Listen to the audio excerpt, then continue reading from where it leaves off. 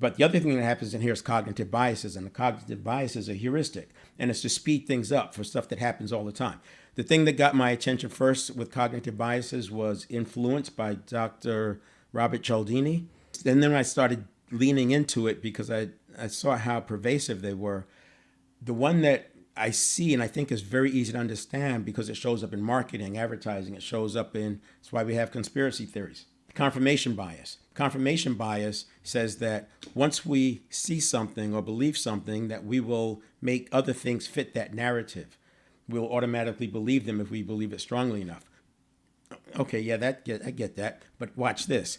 Studies show, and they did this with research, if you are introduced with new information and for some reason you believe it's undeniably true, and I present you with 3 pieces of information from a particular source, and you believe that those pieces of information are undeniably true, then you'll automatically believe the 4th one. Now, this is research, cognitive bias, so there's going to be exceptions.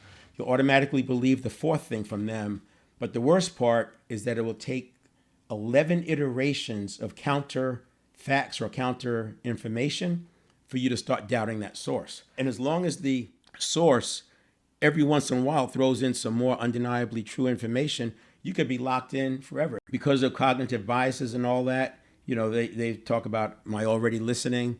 This sometimes you get into this loop and you just can't break it because you just keep going back. And people, why do I always do that? Well, you always do it because you always do it. Well, why can't I stop doing it? Well, you can't stop doing it because you're always, it's like the loop. What I want to do first is let's go to another example where you have the belief and then you have, instead of the condition, you have the action. This is why they say action trumps everything. If you want to make a change, you start with action. You have to get up and do some things.